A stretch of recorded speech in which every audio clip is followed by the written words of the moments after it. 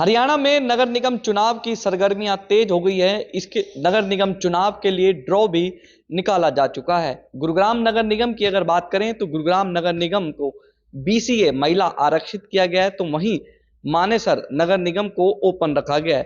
अब कोई भी उम्मीदवार किसी भी जाति का मानेसर नगर निगम से अपनी उम्मीदवारी जो है वो ठोक सकता है। फिलहाल इस पर ज्यादा बातचीत करने के लिए मेरे साथ मौजूद हैं भाजपा नेता और भावी मेयर उम्मीदवार सुंदरलाल यादव। किस तरीके से देखते हैं, ड्रॉ अब निकाला जा चुका है, सुंदर जी कहेंगे कि इंतजार जो है वो अब कहीं ना कहीं खत्म होने वाला है?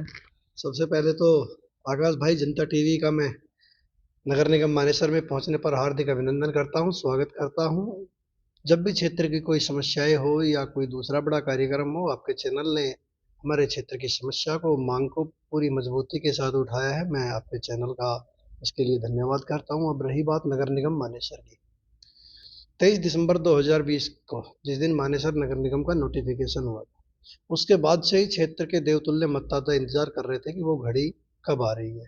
लेकिन 2025 की शुरुआत जैसी कि किसी ने कल्पना भी नहीं की थी, और इससे बेहतर शुरुआत हो नहीं सकती थी। हरियाणा सरकार ने एक बहुत बड़ी सौगात मानेसर नगर निगम को दी है।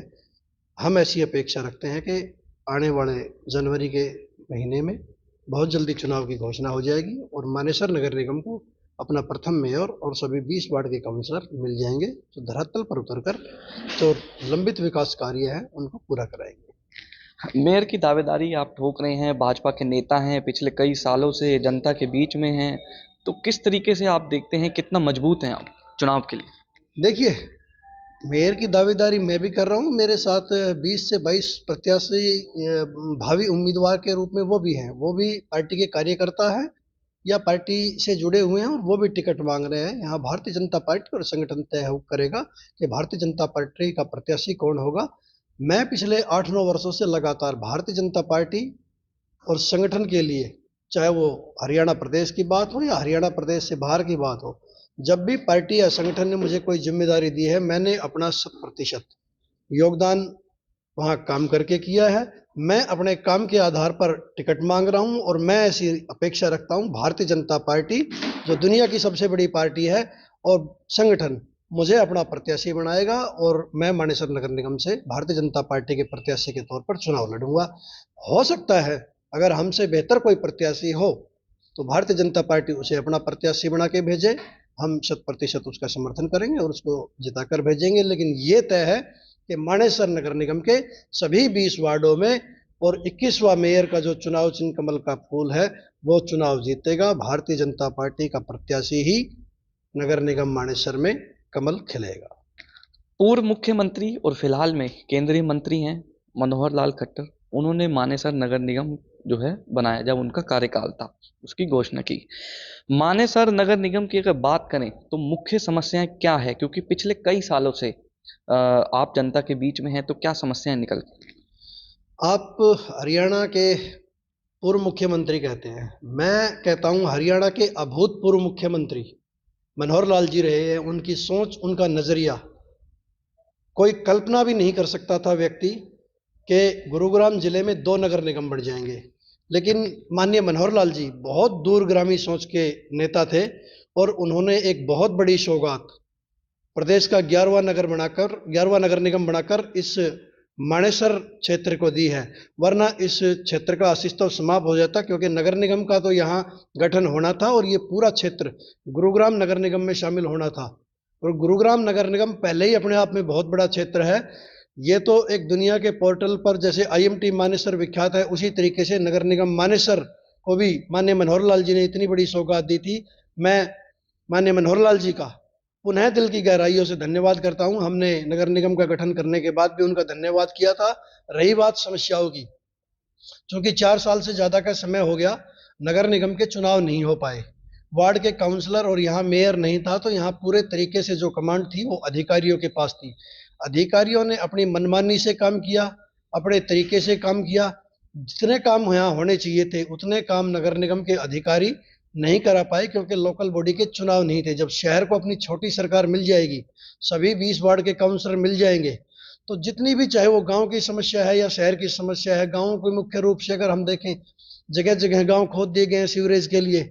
जब हमें एक रास्ते का काम करना है तो हम एक रास्ते के खोदे पहले, लेकिन ऐसा नहीं है। नगर निगम के अधिकारी अपने कर्मचारियों के साथ मिलकर पूरे गांव को एक साथ खोदते हैं। जगह जगह पानी रुक जाता है, कूड़े के ढेर लगे हुए हैं, बेसहारा पशु घूम रहे हैं। शहरों में आ जाओ, रोड टूटे हुए हैं, शहर के लोगों के लिए कोई सुविधा नहीं है। ग्रीन बेल्ट पे अवैध कब्जे हैं, खिड़की तो लाटोल एक विशेष मुद्दा है।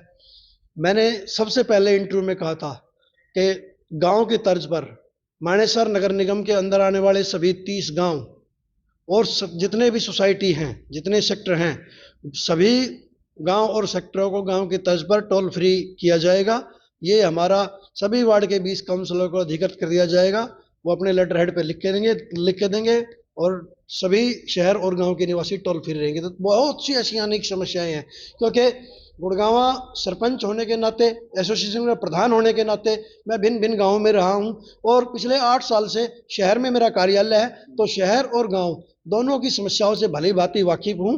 दोनों के साथ हम यहाँ की आरडब्ल्यू, यहाँ के गणमान्य लोग और गांव की ग्राम पंचायतें, वहाँ के सरपंच साथियों या अन्य मौजूद लोगों के साथ बैठ के हमने सभी का रोड मैप तैयार किया और आने वाले चुनाव के 1 से 1.5 साल के बाद मानेसर नगर निगम की दिशा और दशा देश के सबसे बेहतरीन नगर निगम में से एक होगी, ऐसा मैं आपको भरोसा दिलाता हूँ।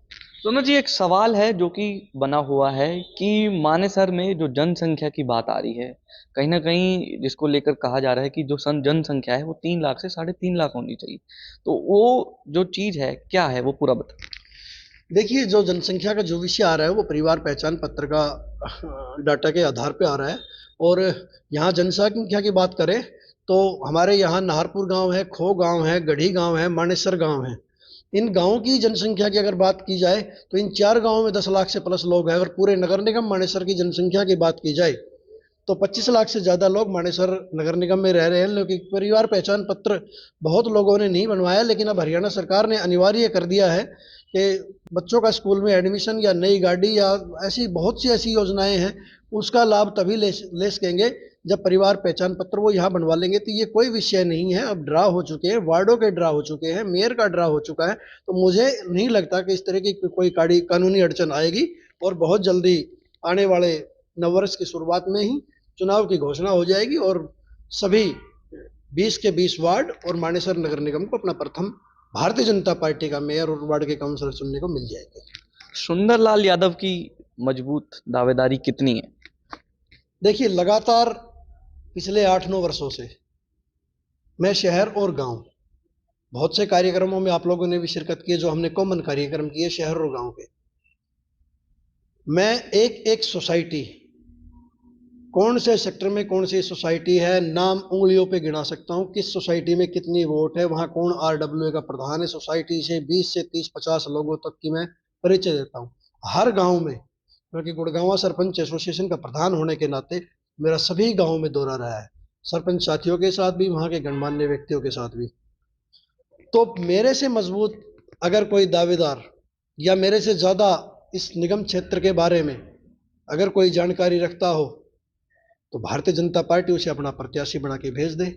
मैं खुले मन से कह रहा हूं, तन मन धन से उसको जिताकर रिकॉर्ड वोटों से जिता के भेजेंगे। और पार्टी संगठन को अगर ये लगता है कि वे सुंदरलाल सरपंच सबसे मजबूत प्रत्याशी है तो मुझे टिकट देगी, मुझे प्रत्याशी बनाएगी और 11 से 12 बजे के बीच में मानेसर नगर निगम में सभी 20 वार्डों में और मेयर के लिए ढोल बज जाएंगे। राव नरवीर और राव इंद्रजीत और तीसरी तरफ भारतीय जनता पार्टी, तो क्या लगता है आपको, क्योंकि राव इंद्रजीत का अपना वर्चस्व है, राव नरवीर का अपना वर्चस्व है, तो क्या लगता है जिस तरीके से मेयर गुड़गांव की अगर तो मैं बात करूं, राव इंद्रजीत ने लगातार 2 बार अपने मेयर जो हैं वो वहां पर बनाए, तो क्या लगता है अब दखल अंदाजी यहाँ पर होगी, तो क्या लगता है? देखिए, राव इंद्रजीत सिंह जी की बात करें, राव नरवीर सिंह की बात करें, दोनों अहिरवाल के भारतीय जनता पार्टी के दिग्गज नेता है। और हमारे लिए, हमने लोकसभा के चुनाव में भी काम किया, हमने विधानसभा के चुनाव में भी काम किया। तो राव नरवीर सिंह जी का भी और राव इंद्रजीत सिंह जी का भी, दोनों का निशान कमल का फूल है। और भारतीय जनता पार्टी जिसे अपना प्रत्याशी बनाएगी मानेसर मेयर के रूप में और सभी वार्डों में, 20 वार्डों में, वो कमल का फूल, वो चुनाव चिन्ह कमल का फूल है। व्यक्तिगत मतभेद मनभेद हो सकते हैं, लेकिन जहाँ भारतीय जनता पार्टी और संगठन की बात आएगी तो वहाँ चाहे माननीय नरेंद्र मोदी जी हैं, चाहे नायब सिंह सैनी जी हैं, चाहे राव इंद्रजीत सिंह जी हैं, चाहे राव नरबीर सिंह जी हैं, कमल का फूल उनके लिए प्राथमिकता होगी। और सभी लोग मिलकर मानेसर और गुरुग्राम नगर में दोनों हरियाणा के दिग्गज नेता, दोनों हरियाणा के जो वरिष्ठ नेता है भारतीय जनता पार्टी के लिए, वो कमल का फूल पिलाने के लिए अपना 100% योगदान देंगे और कमल का फूल खिलाएंगे। सुंदरलाल यादव को किसका आशीर्वाद प्राप्त है? मैंने तो बताया, मैंने 2024 के, 2019 के, 2014 के लोकसभा चुनाव में, जब 2014 का विधानसभा चुनाव था, लोकसभा चुनाव था, तब राव नरवीर सिंह जी के लिए भी, राव इंद्रजीत जी के लिए भी, 2019 में फिर राव इंद्रजीत जी के लिए, और 2024 के चुनाव में राव नरवीर और राव इंद्रजीत दोनों के लिए काम किया है।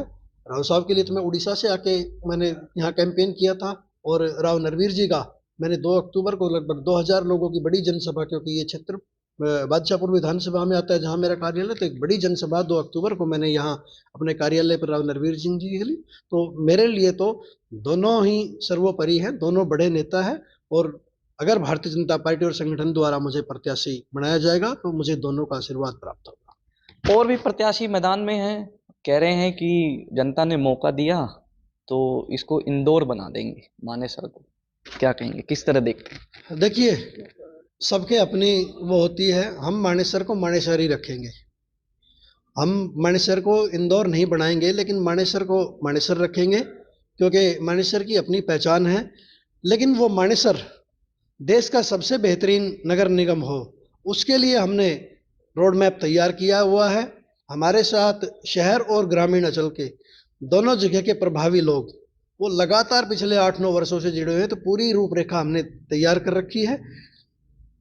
भारतीय जनता पार्टी के कार्यकर्ता होने के नाते टिकट मांगना, मैंने बताया आपको कि सभी का अधिकार है, सबके राइट है, टिकट मांगनी चाहिए, लेकिन पार्टी और संगठन जिसको प्रत्याशी बनाएगी वो यहाँ चुनाव लड़ेगा, और भारतीय जनता पार्टी यहाँ चुनाव जीतेगी। और मानेसर को एक बेहद सुंदर, खुशहाल और बेहतरीन नगर निगम बनाने के लिए भरसक प्रयास किए जाएंगे। मेयर मैं बनूं, मेरा कोई साथी बने, वो विषय बाद का है, लेकिन मेयर यहाँ भारतीय जनता पार्टी बनेगा। लेकिन पूरे दिले जान से जितने भी हमारे टिकटार्थी हैं, जो टिकट मांगने वाले लोग हैं, या दूसरे दलों को भी लोग हैं, हमें उनसे भी कोई ऐतराज़ नहीं है। सबके साथ बैठ के किस तरीके से एक सुंदर, भव्य और शानदार, खूबसूरत नगर निगम मानेसर बनाना है, उस लक्ष्य पे सबके साथ मिलकर काम करेंगे, और मानेसर को देश का सबसे बेहतरीन नगर निगम बनेगा। उसका कारण है, मानेसर नगर निगम एक बहुत छोटा नगर निगम है। इसमें 30 गांव और सेक्टर 77 से सेक्टर 99 तक का क्षेत्र आता है। इसको अगर वोट में तब्दील करें तो 30 से 32 हजार शहरी वोट है, और 60 से 65 हजार ग्रामीण वोट है, और एक बहुत बड़ा औद्योगिक क्षेत्र। IMT मानेसर, जो दुनिया के पोर्टल पर विख्यात है, बड़ी बड़ी औद्योगिक इकाइयाँ यहाँ, चाहे वो देश की है, विदेश की लगी है, उनका CSR का बहुत बड़ा फंड है, जो फंड आज दूसरे प्रदेशों में लगाया जा रहा है। हमारा प्रयास रहेगा औद्योगिक इकाइयों से बात करके उस पूरे CSR का फंड का सबसे पहले मानेसर में उपयोग हो, और नगर निगम के पास अपना भी बहुत फंड होता है। तो एक सुंदर और भव्य नगर निगम बनाने के लिए जो सारी व्यवस्थाएं होनी चाहिए, वो नगर निगम मानेसर में उपलब्ध है, बशर्ते कि काम करने वाले की नीयत साफ। सुंदर जी, एक लास्ट सवाल है, जनता और पार्टी ने अगर आपको मौका दिया तो मानेसर नगर निगम का मेयर बनते ही पहली कलम सुंदरलाल की क्या चलेगी मानेसर के लोगों के लिए? आकाश भाई, अगर ऐसी एक चीज बताऊंगा ना तो बहुत मुद्दे छूट जाएंगे। मैंने आपको बताया कि हमने पूरा रोड मैप तैयार किया। अभी मानेसर नगर निगम में बहुत काम की आवश्यकता है, चाहे वो गांव है या शहर है। नहीं, एक काम तो ऐसा है नहीं ना कि एक काम बता दे। ऐसे 50 काम है जिन पे सबसे पहले काम करने की आवश्यकता है। जिस तरीके से 24 मीटर के रोड जगह जगह शहरों के टूटे हुए हैं, बेसहारा पशु जगह जगह घूम रहे हैं, सीवरेज का मैंने आपको बता दिया, बिजली, पानी, रोड समस्या, शिक्षा, स्वास्थ्य, बहुत सी ऐसी समस्याएं हैं। क्योंकि 4 साल से यहाँ चुनाव नहीं हुए, तो ऐसे अनेकों कार्य हैं जो हमारे संज्ञान में है। क्योंकि बतौर सरपंच हमने गांव में सरकार के साथ मिलकर काम किया था, और शहर में पिछले 8-9 वर्षों से बैठे हूँ, तो यहाँ की सभी समस्याओं से भली बाकी बताने लगूंगा तो आपके इंटरव्यू में मुझे आधा घंटा लग जाएगा। इसलिए मैं कह रहा हूँ, वो सारी समस्याएं जो हमें करानी है वो पहली कलम से तोड़ देंगे। लेकिन ये हमारा उद्देश्य है कि नगर निगम मानेसर देश का सबसे बेहतरीन नगर निगम कैसे बने, उन सारे लक्ष्य को पूरा करने के लिए पूरा रोड मैप तैयार किया जा सके। उसके शहर और ग्रामीण दोनों अंचल के लोगों के साथ हमने टीम गठित कर ली है, और आने वाले चुनाव के 1 से 1.5 साल बाद जब हम आपके साथ बैठेंगे तो आप कहेंगे कि हाँ, आपने जो कहा था वो करके दिखाया। देखिए, ये थे मेरे साथ भावी मेयर उम्मीदवार सुंदरलाल यादव, जो कि मानेसर से अपनी मेयर की दावेदारी जो है वो ठोक रहे हैं, और कहीं न कहीं इनका साफ तौर पे ये कहना है कि भारतीय जनता पार्टी का ही मेयर जो है वो यहाँ पर बनेगा, और पार्टी और जनता ने अगर इनको मौका दिया तो मानेसर की एक अलग ही पहचान पूरे विश्व भर में होगी। गुरुग्राम से कैमरामैन मोहित के साथ आकाश खुराना।